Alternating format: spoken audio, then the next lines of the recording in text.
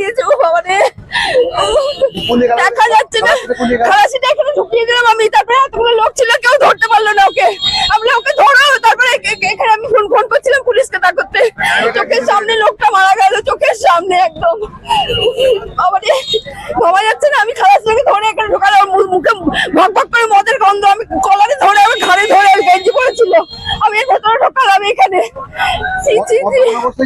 মদ খেয়েছিল, মানে খালাসিটার মুখেও পুরো মদের গন্ধ, খালাসিটার মুখে।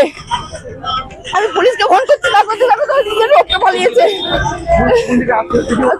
রাস্তা এদিকে আসছিল, ওইদিকে যাচ্ছিল, এবারে এমন ভাবে মারলো, মেরে আমাকে ফেলে দিয়েছে, পুরো ওর উপরেই চালিয়ে দিচ্ছে।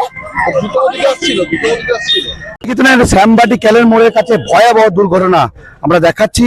একদম যে ছবি দেখানো সম্ভব হবে না এই মুহূর্তে। কার্যত এই যে ট্রাক দেখতে পাচ্ছেন, এই ট্রাকের চাকায় পিষ্ট হয়েছেন একজন ব্যক্তি। ঠিক এই যে আমরা দেখতে পাচ্ছি মুড়ি পড়ে রয়েছে, সেই মুড়ি নিয়েই তিনি কিন্তু যাচ্ছিলেন, সেই সময় দুর্ঘটনা মুখে মরে। এবং প্রত্যক্ষদর্শীরা জানাচ্ছেন যে বেপরোয়া ভাবে এই ট্রাকটি চলছিল এবং কার্যত খালাসির মুখ দিয়ে মদের গন্ধ বেরোচ্ছে, এমনই প্রত্যক্ষদর্শী যারা রয়েছেন তারা কিন্তু সরাসরি অভিযোগ করছেন যে একদম মদ্যপান অবস্থায় বেপরোয়া ভাবে এই যে ট্রাকটি যাচ্ছিল। যথেষ্ট উত্তেজনা রয়েছে, প্রচুর মানুষ এই মুহূর্তে জমায়েত হয়েছে, ক্ষুব্ধ এলাকার বাসিন্দারা রীতিমতো ক্ষুব্ধ যে একটা সাধারণ মানুষ তিনি কিন্তু বাড়ি ফিরছিলেন, তাকে এইভাবে মর্মান্তিক ভাবে তার প্রাণ গেল। রীতিমতো এই অবস্থা নিয়ে ক্ষুব্ধ আমরা এখন দেখাচ্ছি ঘটনাস্থলে। এবং এই যে ট্রাকে বেপরোয়া ট্রাকে কিন্তু মৃত্যু হয়েছে বলে দাবি এলাকার বাসিন্দারা সরাসরি অভিযোগ করছেন যে এই যে ট্রাক চালক এবং খালাসি তিনি কিন্তু মদ্যপ অবস্থায় ছিলেন, এমনই সরাসরি অভিযোগ করছেন প্রত্যক্ষদর্শীরা। সরাসরি অভিযোগ করছেন মদ্যপান অবস্থায় ছিলেন এবং বেপরোয়া ভাবে গাড়ি চালাচ্ছিলেন। বলছি দেখা যাচ্ছে না। খালাসিটা এখানে ঢুকিয়ে দিলাম আমি, তারপরে এতগুলো লোক ছিল, কেউ ধরতে পারলো না ওকে। আমরা ওকে ধরো, তারপরে এখানে আমি ফোন করছিলাম পুলিশকে, তা করতে চোখের সামনে লোকটা মারা গেল, চোখের সামনে একদম। বাবা রে, ভাবা যাচ্ছে না। আমি খালাসিটাকে ধরে এখানে ঢোকালাম, মুখে ভক ভক করে মদের গন্ধ, আমি কলারে ধরে, আমি ঘাড়ে ধরে, গেঞ্জি পড়েছিল, আমি এর ভেতরে ঢোকালাম এখানে।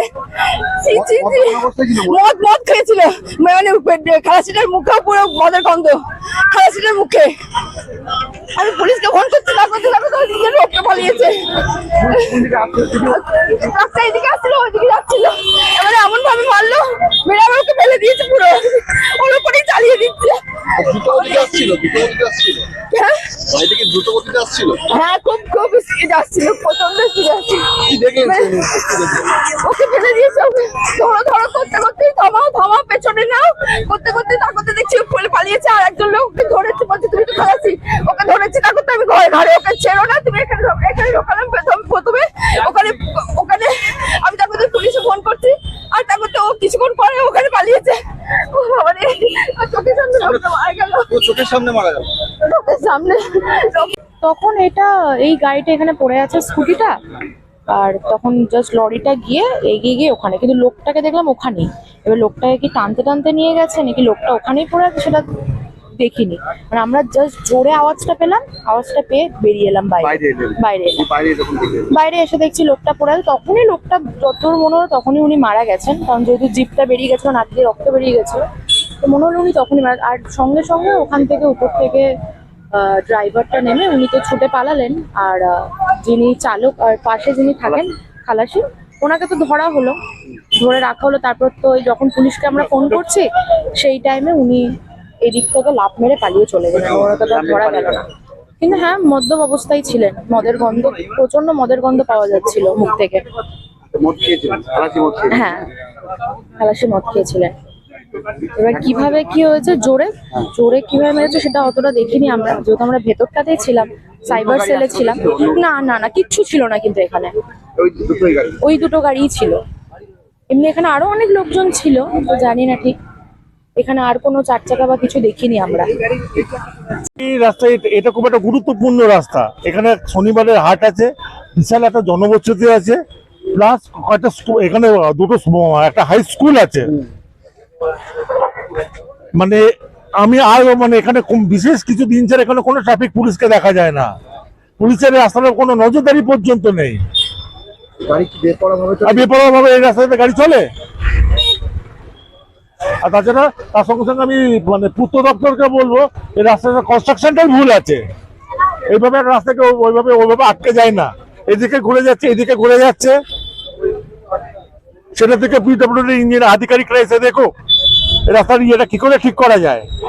কিন্তু বোলপুরে যেগুলো সাধারণত ঘনবসতিপূর্ণ এলাকা, সেই সমস্ত এলাকাগুলোতে যে ট্রাফিক নিয়ন্ত্রণ, বিশেষ করে ডাম্পার, তারপর ট্রাক্টর, যে সমস্ত বাস, এর কোনো নিয়ন্ত্রণ নয়। অযথা মানে কি বলবো আপনাদেরকে, এদের টিসলাপটি থেকে স্টার্ট হয়, ওদের যত গন্তব্যস্থল আগে আসে তত ওদের ইয়েটা মানে অ্যাক্সেলারেটর বা ক্লাস দাপানোর রানটা বেশি বাড়ে। সেই জায়গাতে আজকে আবার একটা দুর্ঘটনা ঘটলো। প্রশাসনের কাছে আমরা বারংবার দাঁড়িয়েছি যে একটা লিমিট করুন, যে এই সময়ের মধ্যে এইটা এখানে সামান্য একটা বিদ্যালয় আছে, ছাত্রছাত্রী পঠন অভিভাবক সবাই কিন্তু আসে, কিন্তু সেই অবস্থায় থেকে প্রশাসনের পক্ষ থেকে আমি বিশেষ করে অনুরোধ করব, বোলপুর যে ট্রাফিক আইসি আছেন ওনাকেও রিকোয়েস্ট করছি, এসডিপিও আইসি সাহেব এবং এসডিপিও যারাই আছেন তাদের কাছে সকলের অনুরোধ যে আপনারা বিশেষ করে এই যে আজকে একটা দুর্ঘটনা ঘটে গেল, যে ভদ্রলোক গেল, তার তো বাড়ির অভিভাবক চলে গেল, তাহলে এইভাবে আর কতদিন মানুষের মানে এইভাবে হ্যাকেল হবে বা কতজন মানুষ এভাবে মৃত্যু শয্যায় ঢলে যাবে? বোলপুর শহরের রাস্তা নিয়ে কি বলবেন? বোলপুর শহরের রাস্তা তো যা তা অবস্থা। সেই জায়গা থেকে আমরা যতটা পারছি আমরা প্রশাসনিক স্তরে আমরা অভিযোগ করব, কিন্তু বিশেষ করে যারা ট্রাফিকের দায়িত্বে আছেন বা পুলিশ প্রশাসনের যারা দায়িত্বে আছেন তাদের কাছে অনুরোধ যে আপনারা এই বিষয়গুলি নিয়ে, যেগুলো ঘনবসতিপূর্ণ এলাকা, সেই বিষয়গুলি নিয়ে যাতে ট্রাফিক নিয়ন্ত্রণ বা গাড়ি যাতায়াত কতটা লিমিট থাকবে, একটা তো কন্ট্রোল আছে, সামনে হেরিটেজ আছে আমার, সেখানে কোনো লিমিট নেই। এখানে মানে 30-40 মানে মানামানি নেই। এখানে এমন গাড়ি যাচ্ছে যে এখানে 70-80 কিলোমিটার বেগে গাড়ি চলে যাচ্ছে, সাধারণ মানুষ মৃত্যু সজ্জায় ঢেলে পড়ছে। ঘটনাস্থলে এই মুহূর্তে শান্তিনিকেতন থানার পুলিশ রয়েছে। শান্তিনিকেতন থানার পুলিশ পুরো বিষয়টাকে তদন্ত করে দেখছে।